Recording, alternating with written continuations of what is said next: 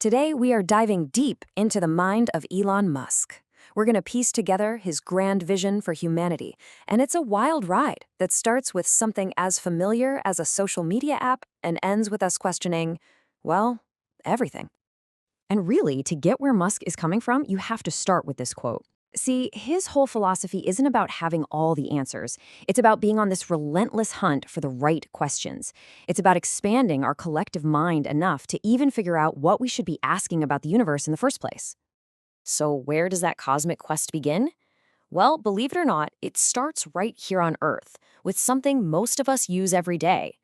Musk's view is that before we can tackle the big universal questions, we first need a much better way to talk to each other. And that's exactly where his mission for X comes into play. Now, when Musk took over Twitter, his feeling was that the platform had developed what he called a far-left bias, which he chalked up to its San Francisco roots.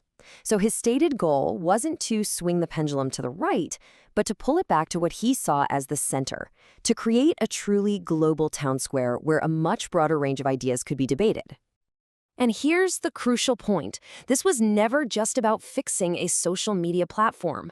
For Musk, creating this super efficient global hub for information is really just the first domino to fall in a much, much bigger philosophical project. So let's follow this logic. How exactly do you get from a social network to something like a unified human mind? Well, this is where the vision starts to get really big, really fast. Musk's ultimate goal with X is to help build what he calls a collective consciousness. He thinks of this as our species' best tool. The idea is, if we can improve the way information flows between all of us, we get smarter as a group. We can start to figure out which questions we should even be asking about reality itself. And the way he explains this is actually pretty brilliant. He uses this analogy. Think about a single cell. It's silent, right?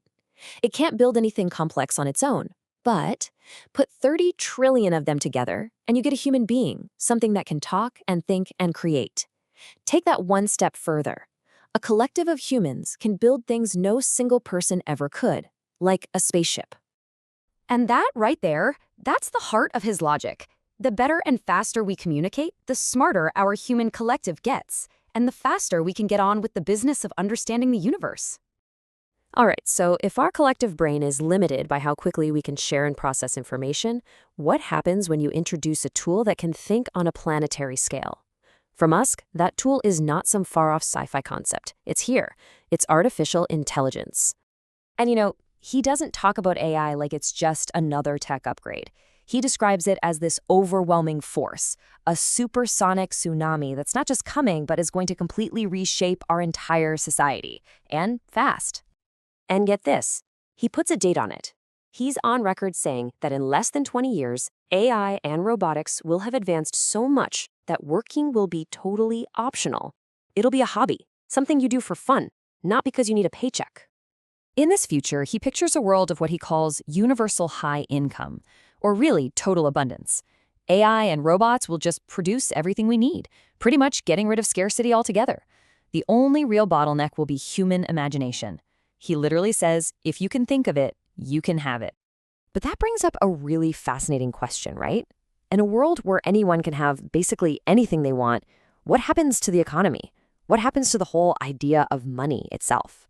Well, to get to the answer, Musk first wants us to rethink what money even is. He says it's not really about power or value in itself. It's just an information system.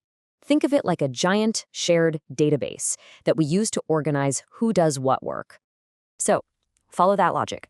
If AI and robots get rid of the need for most human labor, then that database we use to track it, which is money, starts to become kind of pointless. In that future, the only real currency that matters, the only one that's based on the fundamental laws of physics, is energy. And it's really important to get that, in his view, this isn't some political manifesto. It's just the logical conclusion. When your system doesn't need a database for tracking labor anymore, that database just naturally fades into the background. So this whole incredible journey, from a digital town square to a collective human mind to a future without money, it all builds up to Musk's final, most profound, and honestly most mind-bending question about the very nature of existence. And he's not just asking this as a fun thought experiment. He takes this question dead seriously. Following a pretty simple line of reasoning, he argues the probability that we're living inside a sophisticated computer simulation isn't just possible, it's actually pretty high. The way he gets there is with an example we can all wrap our heads around: video games. 50 years ago, the pinnacle of gaming was Pong, two rectangles and a dot. Today, we have photorealistic, massive online worlds with millions of people playing at once. If you just project that rate of progress forward, it seems almost inevitable that we'll eventually create simulations you literally cannot tell apart from reality. And that leads to a simple question of statistics. If there are eventually going to be billions, maybe trillions of these perfect simulations, what are the odds that we happen to be in the one single original base reality? The odds, he argues, are overwhelmingly that we're in one of the simulations. So, if we are in a simulation, what does that actually mean for us? Well, Musk leaves us with one last provocative idea. He suggests that simulations, like the ones we run for engineering, are designed to find interesting outcomes. The boring simulations get shut down, which means if we're in one, the most interesting path forward is probably the most likely one, which suggests we might be living in a universe that is designed from the ground up to be a really compelling story.